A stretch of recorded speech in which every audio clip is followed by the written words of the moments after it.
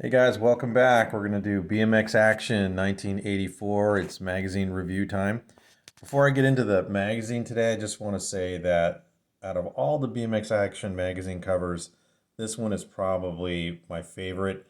And here's the strange thing, there's like no bicycle to be found on this cover. It's just Greg Hill at his peak, totally dominating, winning another Nora Cup, has his own company. I just love this photo for so many reasons. Let's get into the magazine, guys. All right, let's get into it, guys. Thanks for coming back and watching another video. I just wanted to go over a couple things today. We're gonna get into this BMX Action magazine from March 1984. I wanted to take a quick peek at my latest Pool BMX magazine. I noticed something kind of significant about the Pool BMX magazine that's very reminiscent to what was happening with BMX Action. And what was happening with BMX Action, we've talked about this in previous videos, is that a lot of the uh, freestyle world was creeping into the race magazine. So you can see this is a BMX Action was really started off as a race magazine. We all know that. But look at on the inside cover, we got RL just shredding this quarter pipe. And now we're looking at Pool BMX, and we've got a dirt rider. And I have nothing against these guys. I think they are phenomenal. I look at dirt riders and freestylers now, and I just cannot even understand the level of greatness that these guys have been able to achieve. Watching them ride on ESPN and YouTube and all the good stuff, it's just very crazy to see what they can achieve. You know, although there's a lot of racing, we got Elise right here, and this gal could really, really, really promote herself. She's kind of like a, I don't know, I don't want to say Michael Jordan, but she's got that look. She's very marketable. Like anybody would want to sponsor her, and she's in her 30s, still racing pros, and she's got some daylight cycles is backing her. I mean, who wouldn't want to back her? I've just flipped through this magazine, and I noticed, like I said, a lot of freestyle now, and I think that's a good move from Pool BMX because it worked for BMX Action because BMX Action was so popular and we all love this magazine. And I think Pool BMX, excuse me, is trying to take themselves out of we're just a we're just an association publication. We're just a USA BMX publication. We're just for the racers. I think they're trying to get out of that now, and I think they're trying to open it up to where they're legit. Like you would want to pull this magazine off a newsstand and just enjoy it, you know. And I did read this whole thing already.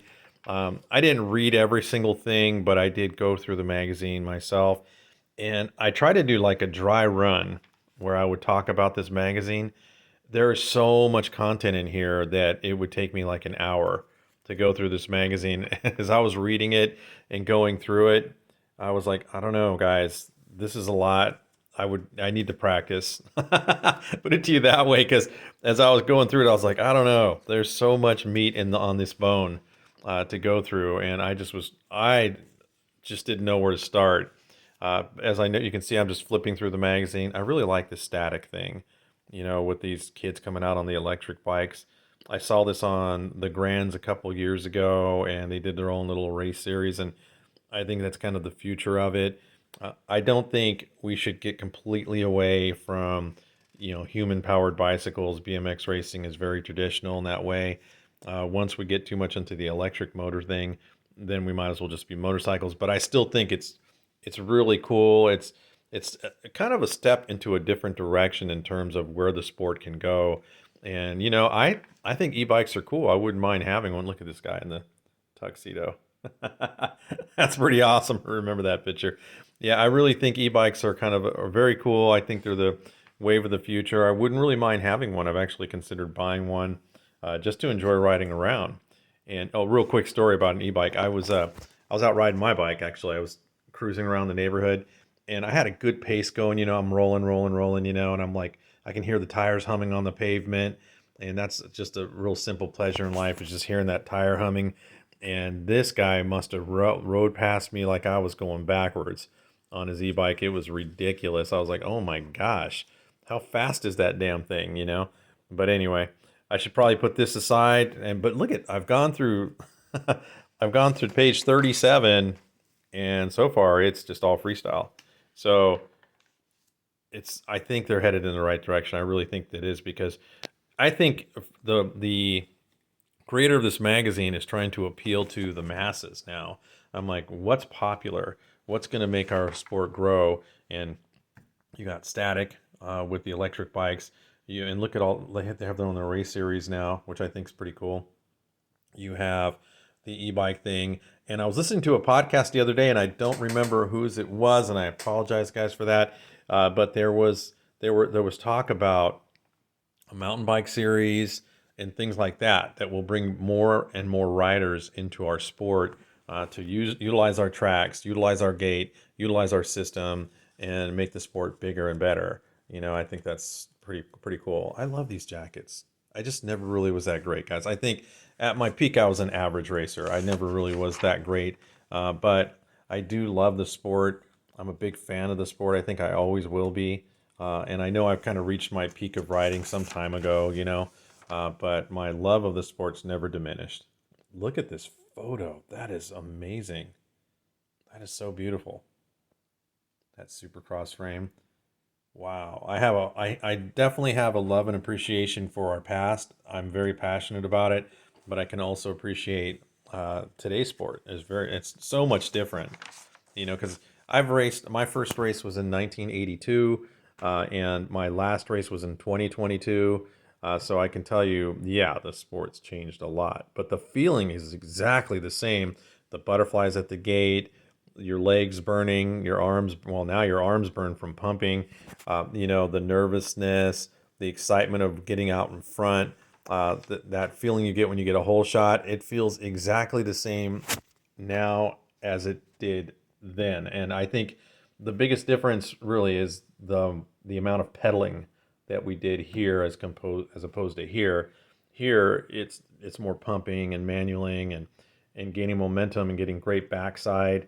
Here it was like pedal your ass off, and both ways, I felt I can tell you I get tired both ways. There's no easy way. Today's sport is not any easier than it was back in the 80s, and the only advantage is that the tracks are so much more smoother, and you can really get some speed on them. I just don't have the power that I had when I was a kid. But anyway, these are great. I love this vintage Haro look right here. I don't know why, guys. I've spent 7 minutes flipping through this magazine, but I think I'm going to put this aside. Oh my gosh, Race Incorporated came back. Well, people call it Race Inc. I used to call it Race Incorporated. I guess it's tomato tomato. That's a beautiful, beautiful spec. I love that. Love it. It's weird though when you look at the bikes. If take a snapshot of this in your mind for a second. You got the bars that are kind of going forward, and you got the seat going way down. And look at the wheelbase. I mean, look how long the frame is. That's how much the sport's changed. I love the fact that the bikes have evolved, and I love that they've gotten better. It's hard to like let it go sometimes. You got to let go of our past to appreciate what these kids are doing today. But anyway, I think we should put this one aside and get started on the magazine we're actually supposed to review. Oh my gosh, this is so great. Look at this. Fly does great ads. I love Fly, and it's probably so motocross and what's the word for it? It's it's all coming from motocross, and the way that they set up these ads, it just looks beautiful. They do a lot. They put a lot of money and effort into creating their ads, and that's probably why I wear a lot of Fly gear. I mean, I got like 3 different Fly gears in my hanging in my closet right now. All right. Well, anyway, guys, I'm going to stop this one now. We're going to move on to what's more important today. We're going to go to the magazine we need to work on. So let me stop this really quick, and we'll shut this down. And eventually, like I said, I will come back to this. All right, let's get into the meat and bones of this video. We're going to go into BMX Action Magazine today. We've got, like we said, I've looked at the cover already, talked about that. Again, obviously, I don't have the cover for this older magazine. And look at it, it's just turning yellow now. That just, golly, I feel old when I see that. It's like old history books. Look at that. It's just getting old. But anyway, we got Greg Hill on the cover on that one with that Nora Cup cover, which I thought was super amazing. We're going to do some trackside. They're going to talk about the Nora Cup Awards, Racing ESPN Pro Series. I used to love the ESPN Pro Series. And what I was thinking about doing is actually going through some of the ESPN races that are on there and just start reviewing some of the races and making some videos of it. I tried to do a mock-up of it myself not long ago, and it just didn't come out that good. So I have to practice that. And I don't know how to do a video with me talking on it, and I have a lot of practice to do to evolve as a better YouTuber, but we're definitely going to get into that. All right, let's open up the magazine. Let's get into it. All right, we got R.L. Osborne already doing an ad, Mr. Tuffy. That's a pretty good ad there. I guess this is some sort of liner for your tires. That's pretty cool. And then, of course, we got our typical Haro ad. And this is like, you're going to see this probably for the next couple of years. This is just the stuff that was selling really well. So we're probably going to see a lot of familiar ads. The magazine I did last time was from 85. So I jumped back a year on this one. But I figured the order of the magazines doesn't really matter. You guys are just watching for the content. We got a good picture here of Richie Anderson. He's on that cruiser right there. Great picture there. Mike Miranda, he got a lot of coverage. You know, I didn't realize it until I start going back over the magazines. I'm like, God, these guys were in the magazines a lot, you know. And look at Eddie King. I got to meet Eddie King at, let's see, at the Frogtown. He was super nice guy. I got to take a picture of him. I got a picture of him and with Mike, and also who was the third person in that picture?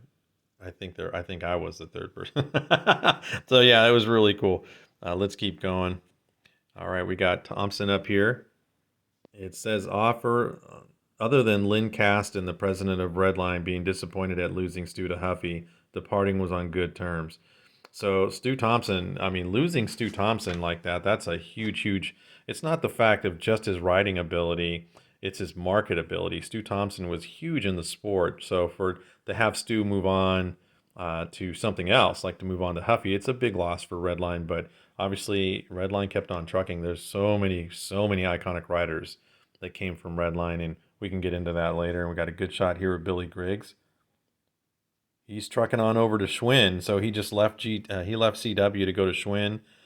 Billy's one of those guys that just raced for all the biggest companies, you know, and that's just goes to show you how talented the guy was. This is a cool ad. You got the Super Goose, Eric Group with the white tux on. I like that a lot. You know what's weird about this is, and I've mentioned this, I think probably like, I don't know, 2 or 3 magazines ago, is that Mongoose is now bringing this bike back out. So you can literally buy this bike. Now, I mentioned before, I don't know if the quality is the same. I think the geometry might be more modern on it. It could be a better version of this. So I don't know. I'd have to go back and look at some of the videos because I did see a few guys that bought it and then opened up the package and so forth and took the bike out. And to me, it looked like kind of a scaled down version of what this bike really was, but still pretty awesome. I liked it a lot. You know what, guys? My battery's running low. I'm going to go grab my cord. I'll be right back. Good. I didn't want my battery to die halfway through this video. All right, let's move to the next one. You got the back of the ad. I love that. Just the other side of it. You see the glass holding up the bike? I noticed that one day, and I always wondered, I go, how do they make the bike stand up by themselves? And I think somebody had written to the magazine and go, how do you guys make it stand up by themselves? And they didn't really answer the question. They said it was something magical or whatever. But I see the little glass and I go, that's probably some good editing. They removed the glass, but they didn't do it in this photo. So I thought that was funny. I don't know if that was like done intently, but I thought it was pretty funny. Look at that. Don't get left behind. That's a really cool shot. I get it. There's the back of it. I was, this is a funny story, guys. One time I was in a McDonald's. I was with my girlfriend at the time. I was probably like 16, 17. And I was wearing a jacket from the track I had at the time. I was racing at this track called Year Round BMX. And they made these satin jackets. And it said Year Round BMX. And had a nice big race picture in the middle of the jacket. And it was a really cool jacket. And I was wearing it and I was in McDonald's. And the kid behind the counter goes, "Oh man, you race BMX? I started racing BMX a few months ago." And I go, "Oh, right on. Do you go to year-round BMX?" He goes, "Yeah, I go to year-round BMX." And I said, "Oh, you're probably used." He's like, "No." He said, "I've never seen you before." I go, "Well, it's probably because you've only seen the back of me." And everybody behind the counter started laughing. I felt like an absolute dick for saying that. But when I left, my girlfriend was laughing. She said, "That was really rude that you said that to him." And I go, "I know. I got kind of big headed. I was like, that was just a bad moment for me, but it was actually really funny. Oh, look at that. We had Zap pads with the checkers. So Zap pads went had their own look and with this lightning bolt, which I thought was sufficient enough. But they brought the checkers in because let's face it, man, at the time, checkered pads were everybody wanted them. Everybody was running them. I don't think it was necessary because Zap pads could have stood on their own. Anyway, let's keep going on. We got white wheels and an answer to about 8 million letters. Yes, Skyway Tufts ACSZ rims like RL and Buff are used are available in white. Check with your local bike shop. If they don't believe you, just tell them you read it in the Most Factory magazine, and that's kind of cool. I actually remember that the first time I saw a set of white Tough Wheels, I thought it was really cool. I go, wow, they look really good in white. I never owned any white ones. I've been through about 3 or 4 pair of black ones, or 3 or 4 sets of black ones. I never had any white ones, but my buddy had some white ones on his Skyway. It just didn't look race to me. It looked more freestyle, but it's still very cool. I thought they were pretty awesome. Matter of fact, I kind of wonder why colored Tough Wheels didn't really get that popular with racing. Maybe it was in the early days, because remember, I didn't really start until '82, and by that time, everybody who was racing was running black Tough Wheels. Nobody was really running colored ones. But you could do so many unique things. Can you imagine this with like red Tough Wheels on it? I think it would look really, really cool. But again, I stuck with the traditional race look and just kept everything black. Let's keep going. We got Vector here. This is a really cool ad. Randy Moore, Vector Factory Pro. Again, I've never really been a fan of the stemless situation here because it really left no room for adjustment. Again, I don't know what the bend on these bars was like. It could have been awesome. I don't know, but not something I would really have wanted to try. Oh, this is kind of unique how Zappad went from page to page, and they got the stars and bars here. I really like that. Old Glory. That looks really cool. Got some trackside talk here. Oh my gosh, I remember I had a similar tool to this, and I was in my backyard one day, and I knocked the pin out so I can remove a couple links from the chain, and I lost the dang pin, and I was like, oh my god, now I have to take another one out, and then I lost that one. It was like I kept dropping them, and I couldn't find them in the backyard. I know, stupid story, but I was really clumsy. I just don't have the mechanical skills I wish I had. There they go again. Another Zap pad. That's cool. Oh, check it out. I actually did this word search.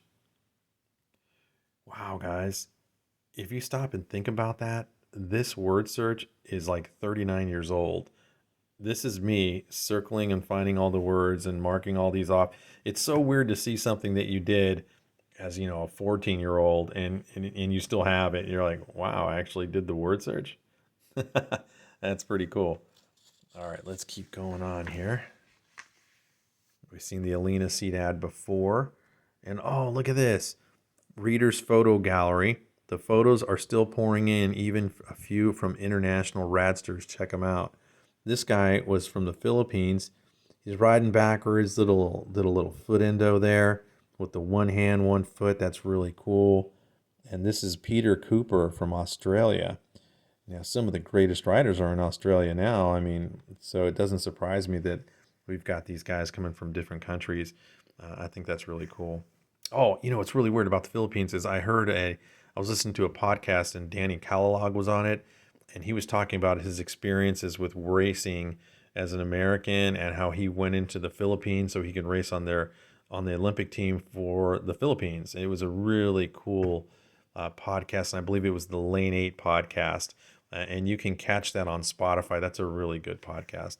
We got the Streetwise ad. Got a Schwinn Predator here. The new Predator P220. Pretty cool. That's a great ad. Pretty sure it's Mike Polson. He was like their Schwinn poster boy, man. Okay, here's Greg Hill. Greg Hill with the Nora Cup. I was thinking about doing with Greg is my cousin met Greg years ago, and he knew him personally. So here's the cool thing. Greg had responded to a picture I put in Facebook. And I had a picture of Greg standing in front of his Porsche 944 because I thought that picture was really cool. And I cut the picture out of the magazine and I had it hanging in my locker when I was in high school because it used to motivate me. I'm like, I want to be this guy. I want to be a great racer. And it's funny because I took that picture out and I put it in a magazine similar to this one, and I just put it away.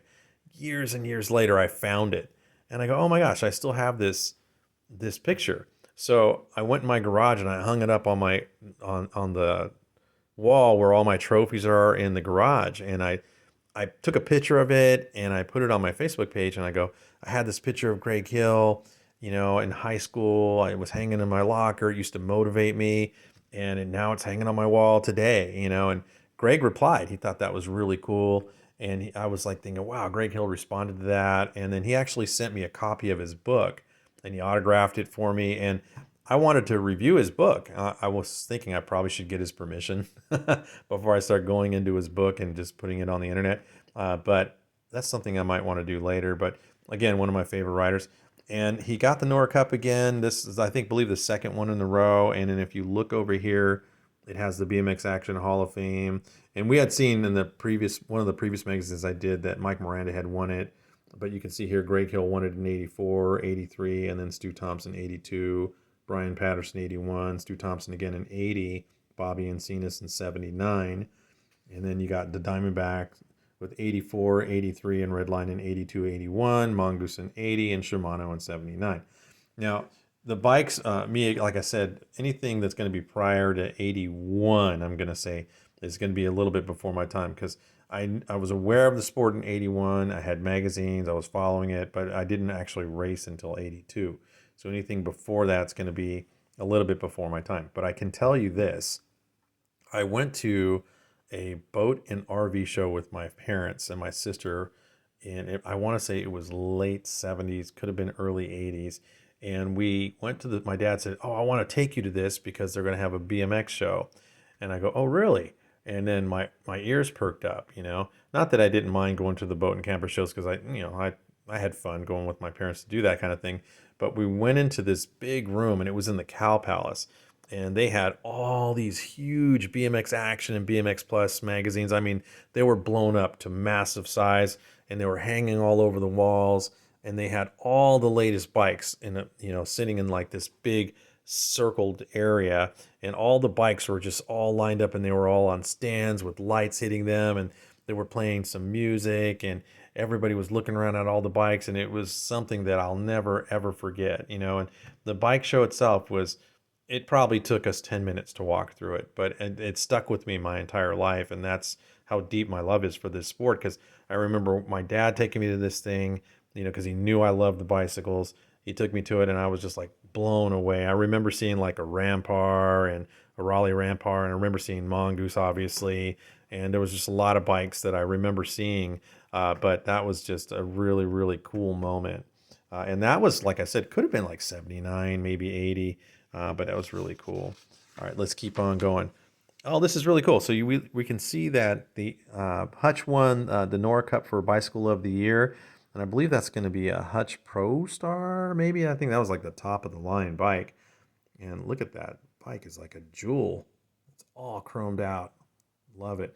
I would love to have this just to ride around, just to ride it around and go, I have a Hutch. I never owned one. All right, let's move on. Here's a full-on Diamondback team here.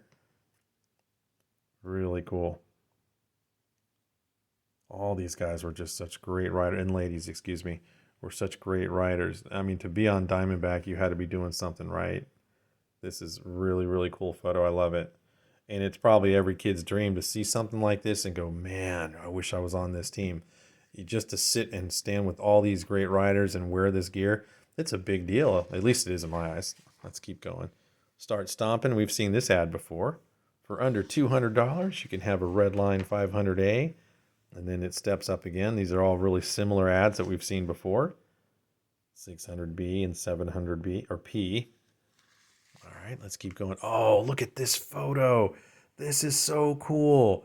Round 6 of Burbank. And again, this is the ESPN series.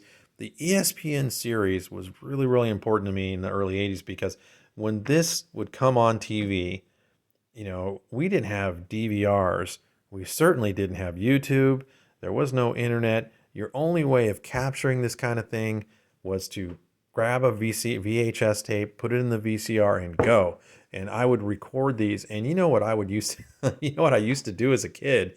because I was so infatuated with getting the stuff recorded. I wanted to have it for my own library, that I would get the TV guide, and the TV guide was like a small booklet, and it was probably yay thick, and I would go through every single page of that TV guide. I would look at every single day and look, and essentially I would go through the schedule like this, looking for anything that was BMX related, and I would just go, go, go.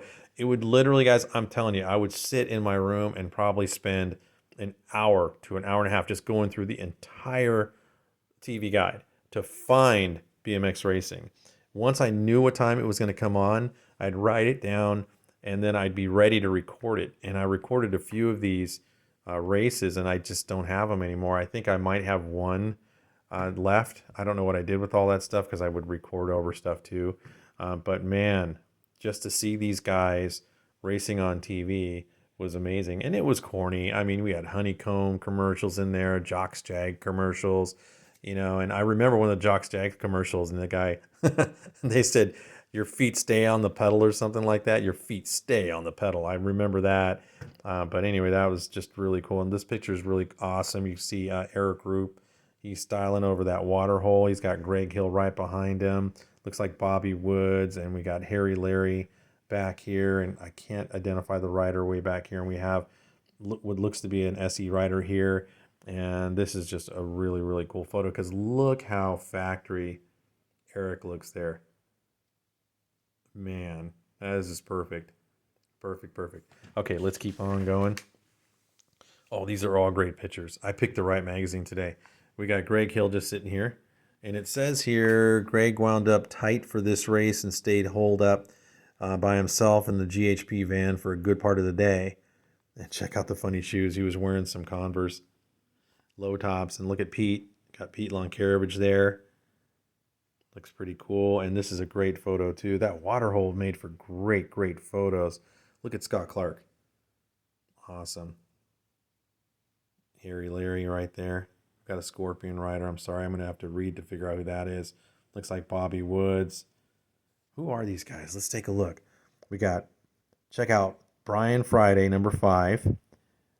You know that A, he's praying that Larry Woods don't put the squeeze on him. B, in pro, you can't back off for an instant, not even when the blasting over something as burly as the water jump. And C, most pros can trust each other in situations like this. D, trust or not, it takes big beep to put yourself in this situation.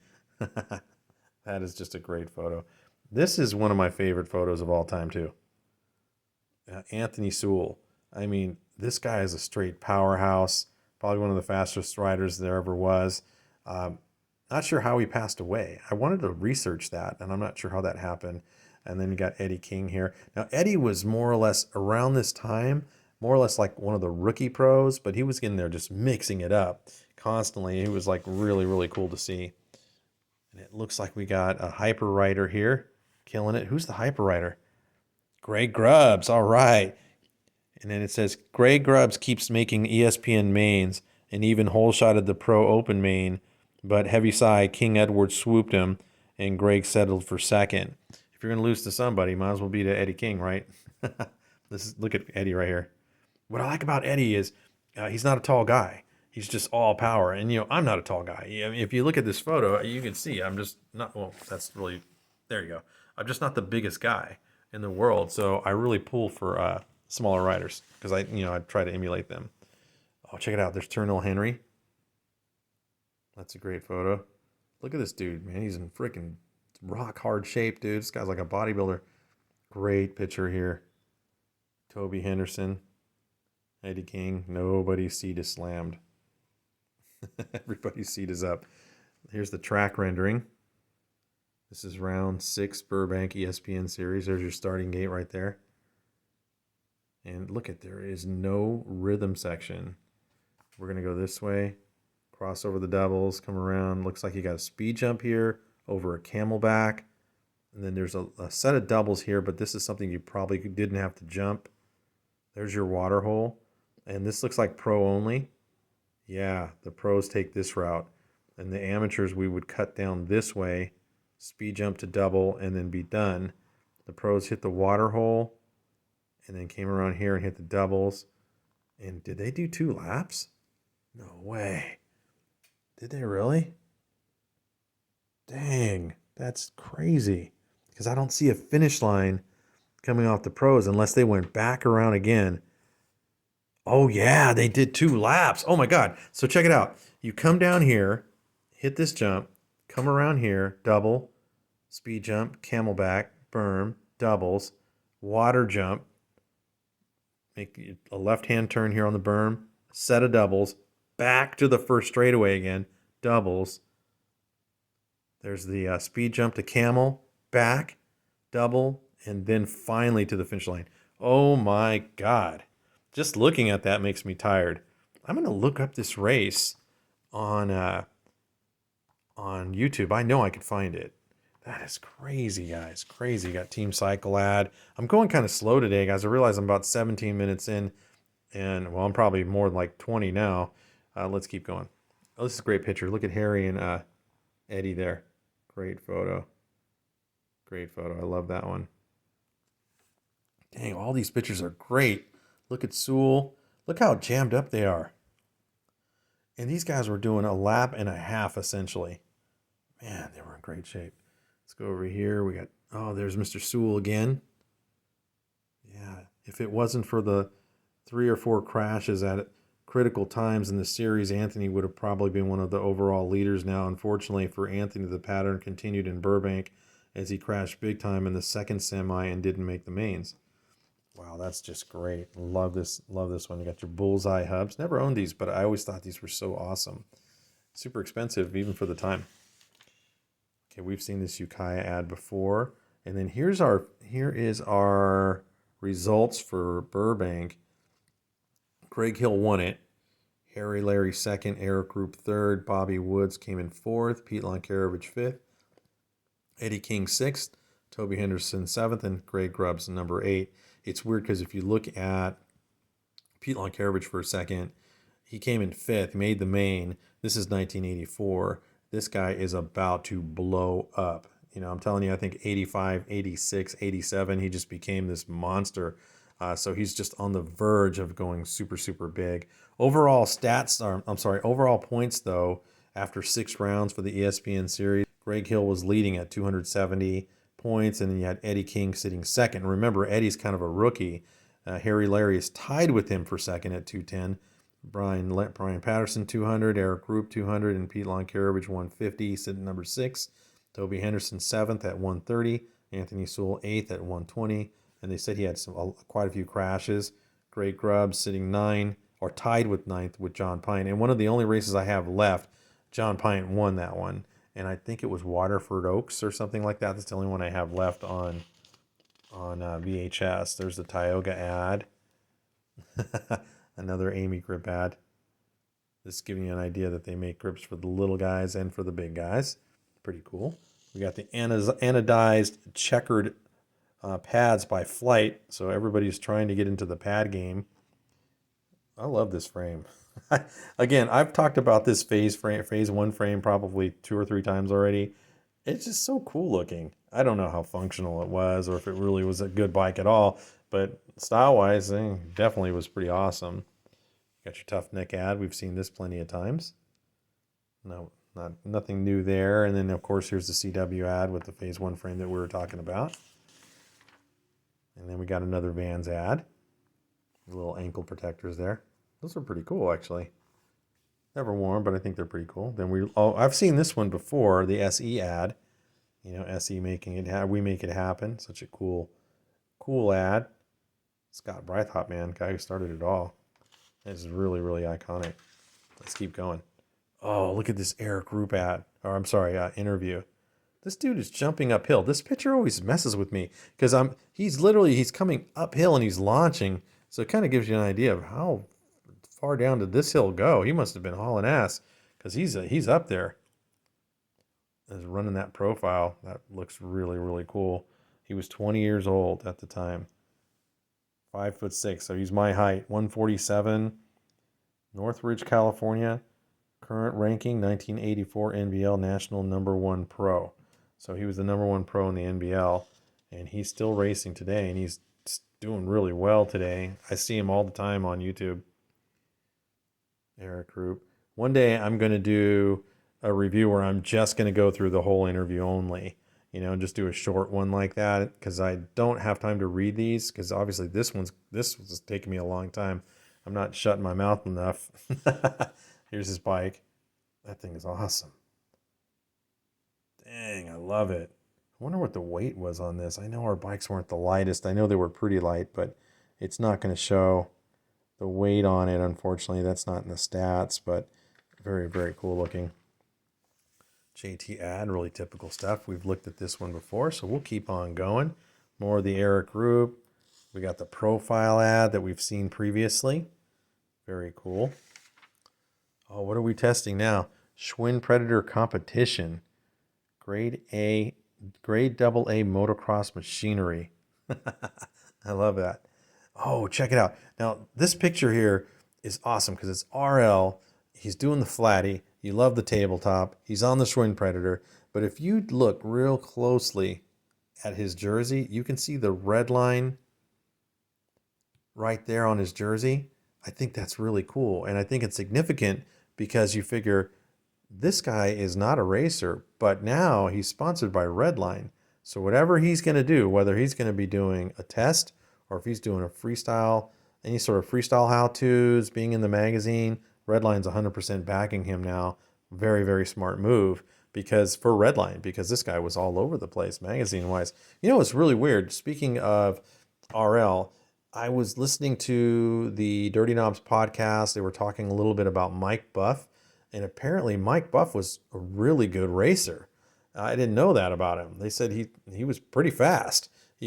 Somebody had said, I don't know who it was, but they said that he probably could have been racing pro. He was that good. I think RL was at that level too. There's if you ever get a chance to go on to YouTube and look up RL Osborne versus a horse.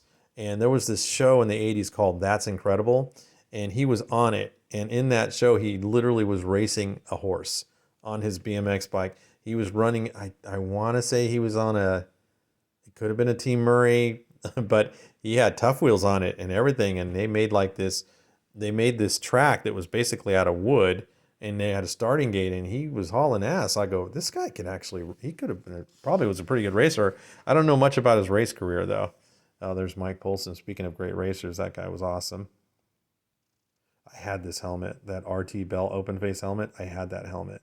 I still have it. It's not wearable anymore. It's so old that the stuffing inside is completely worn out, but I do have that helmet. There's Polson right there, riding with RL and Buff. That's awesome. See the tuck on there?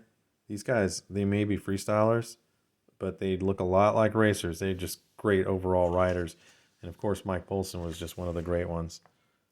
Oh, look at that picture. That's amazing. Got the power wheelie coming out. That is awesome. Come over here. Oh, same thing with Mike. Mike Buff. Look at that. He's got the Hutch stuff in there. So now these guys are getting sponsored.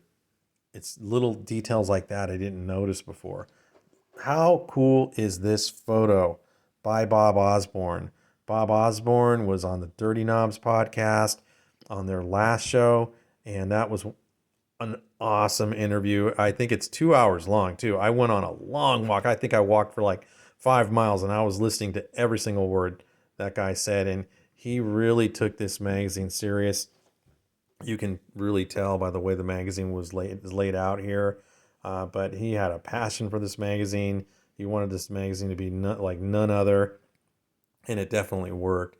And they talked a little bit about the way that they worded things in the magazine. They did not dumb it down for kids. It's really written for adults, even though we were children when we were reading this. But it is really, really awesome. Really awesome. I really recommend going back and listening to that. Matter of fact, I might go back and listen to it myself because I pick up a lot of stuff by listening to podcasts. It really helps when I do these magazine reviews because then it gives me more things to talk about. And woof, look at him. He's launching. RL's just getting busy. I really like that Simpson helmet that he's wearing. I always thought those were cool. Probably not the lightest helmet in the world, but a really cool helmet. Here's the specs for the Schwinn Predator. Looking really good. And remember, we looked at a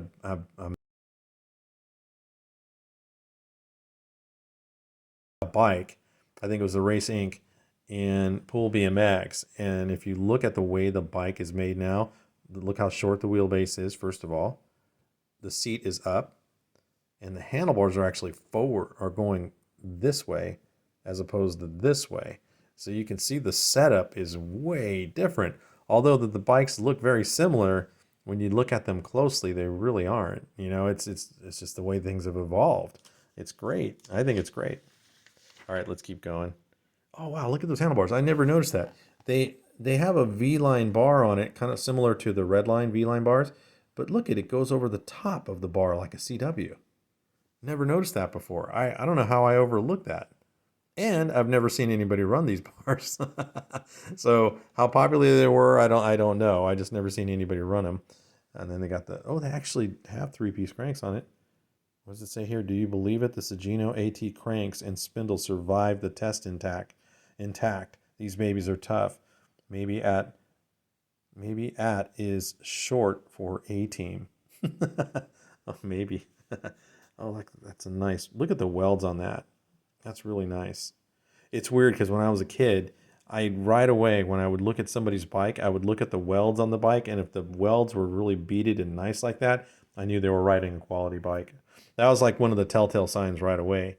Even for somebody that would be like a novice at this sport, or their knowledge of the sport didn't go very deep, if you look at a bike and you just look at the welds, you can tell immediately if it's done well or not. And that goes for today. Now, if you go into like a Walmart, Kmart, Toys R Us, and you see the bikes that are over there, they never had this nice beaded welding or chromoly. It was always like a tendered steel and really sloppy welds. So you can really see the difference.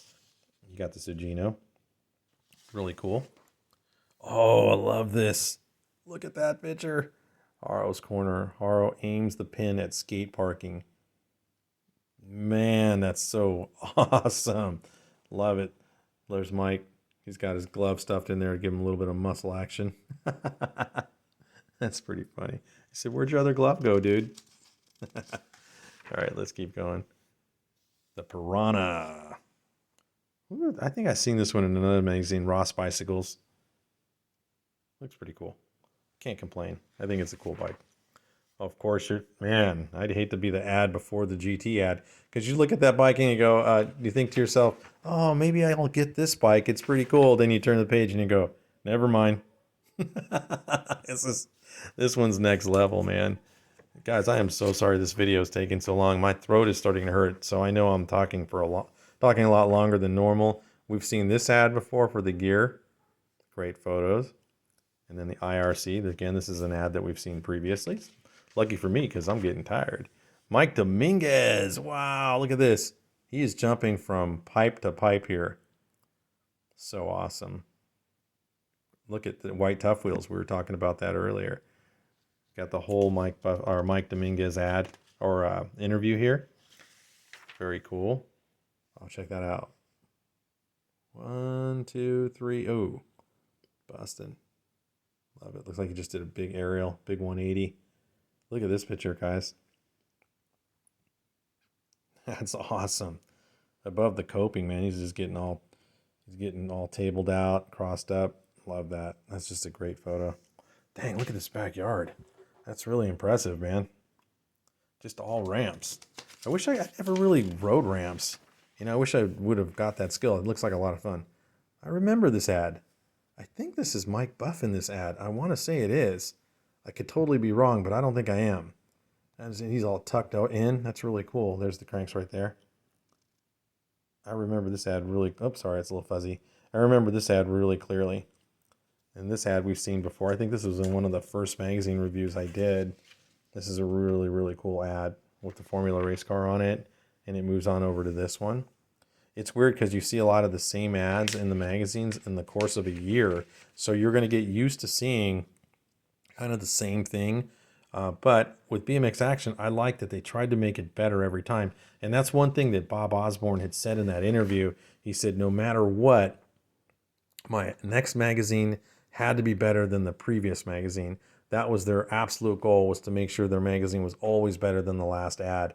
And I agree. I think that it was, and then I think the magazine itself evolved, because if you read the magazine from the very beginning all the way through its demise, it just got better and better and better. I think that one of the mistakes that, and this is, I don't know, I shouldn't say mistake, but one of the things I didn't agree with is when they stopped calling it BMX Action and they called it Go. Didn't like that. I'm like, oh man, Go, what's that? I didn't understand the reasoning for that. But I have to respect the process. And these are, got the Haro grips, or I'm sorry, the Oakley grips here. I had a set of these. I talked about this before. These grips are pretty decent. I like them, but I was more of an Amy fan. Oh, check this out, BMX Lifestyles. You got the family. This is what it's all about. I had a lot of cousins and friends that raced, and I've gone through different phases of racing where I went with like two or three cousins and we were all racing, and then it went down to me and my mom going to a lot of races, just me and her, and then my mom and my cousins, and then eventually I started driving. I started taking myself to the races, so I'd take a couple friends with me.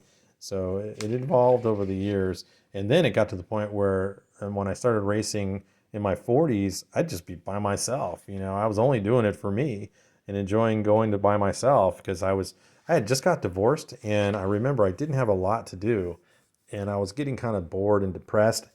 And I saw that I still had my GT built up, and it was sitting in my office, sitting in here in my office.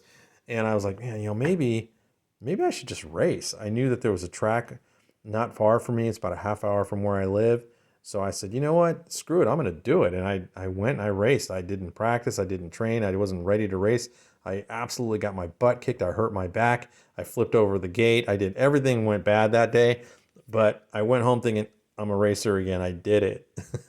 I was proud of myself because I actually went and faced my fear, and went back. And what I mean by facing your fear is it's more or less facing your doubts. Like, I don't think I could do this anymore. I'm too old now. I don't, but I just did it, because anytime I jump on my bike and ride it, I feel like I'm 13, 14, 15 years old again. I just get on it and go. And I was like, I can still ride. I'm just going to go race. And it was weird that I could even balance on the gate, because I went in 2012 to go race, and I had not raced since like 1999 had been the last time I had raced. And so it'd been 13 years, I suppose. So when I got back to the track, I'm like, wow, this is going to be a hard one for me. And it turned out to be great. I mean, I sucked the first time. I got beat by guys that I knew I could beat. But after a couple weeks of riding, it started coming right back to me. By the end of the summer, I was up there racing with everybody else. I was like, it's back, and then I was just saying this to the other day to a friend of mine.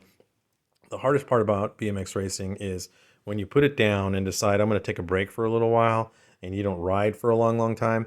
It takes a lot of nerve to go back after you haven't been riding. Like, oh man, I gotta go do some sprints. I'm gonna get tired. My legs are gonna hurt. I'm gonna feel nauseous, but I love it. So that's where I'm at right now. I'm like, okay, it's officially summer, so I need to get out there and go ride. Anyway, so let's check this out. We got the Rhea 7X ad. This is cool. I like this ad. I remember this one, and I think this ad is pretty old, based on the year we're in. This is 1984. So this looks a little bit old for its time. This looks more like an earlier 80s ad, but it's still great. I like it. And then we got the GX bars. We've seen this before. I noticed that Cherry Elliott ran these the other day as I was looking through another magazine. We got the Kuwahara ad, which we've seen before. World's fastest. This is when Clint Miller won the world championship. That's a really great photo. Look at him. He had his moment in the sun, man. Oh, hold on a minute. Front brake endo cross up. Look at this. That is freaking awesome. I love this picture, man. Mike Buff. This is such a cool photo. The lighting is amazing. The colors just pop. I love this picture. This is a great photo. I know that people call it an X up now, but I used to call it a cross up. I think we all called it cross up. I don't know when it became X up, but it is what it is. But anyway, that's a great photo. And we're running out of magazine finally, guys. And I'm good because I'm out of gas here. We got another BMX Action subscription sweepstakes. Win a free week vacation on Chesapeake Bay with Toby Henderson. I wonder who won that. I need to look that up. We got Greg Hill, Dirt Skirt ad. I've seen this one before. It's a pretty cool ad. And then this is all looking really familiar with the BMX Action gear you can buy. Really cool stuff. Love the t-shirts. And we have, of course, the awesome Team Murray ad. It's a really cool ad. And we're getting towards the end. Thank goodness, I'm getting tired. Oh, look at this one, Hot Shots. The grubby one, getting hyper. That's really cool. Racing tips. Harry and Eddie. Mike Buff on the quarter pipe. Look at the Johar California lights. Great pads, man. Great pads. I really wish pads were a thing still. We've seen this one before. All the same ads. A lot of freestyling stuff. These are more of just regular guys submitting their pictures. Getting rad. Can you imagine if you sent your photo to BMX Action, opened it up one day, and then you find yourself busting out like that? That would be freaking amazing. Dude, look how little Danny Nelson was. Wow. I'm a little bit older than he is. Not by much, but a little bit older. But it's weird when you see him this small. And when he was a pro, he was just a massive man. You know, he got really big and strong. And that's it, guys. We've made it to the end of the magazine. I have to say, this was the longest I've ever taken on a magazine. Because I think I talked on this one too much, the Pull BMX. And then I got into this one. But if you stuck around, guys, for this long, this must be 45 minutes. Oh, man, this could take forever to download. I want to thank you guys for sticking around. I've been getting a lot of traction on these magazine reviews. I really appreciate all the great comments that everybody gives me. I haven't seen anything negative yet. So I want to thank you guys so much for that. I'm going to keep cranking these out. I'm going to have to figure out a way to get more magazines because I noticed I just don't have very many left. So I'll figure out ways to get my hands on some old ones. We'll continue to do this as long as you guys keep watching. As always, like and subscribe. I really appreciate the support, guys, and I'll see you on the next ones.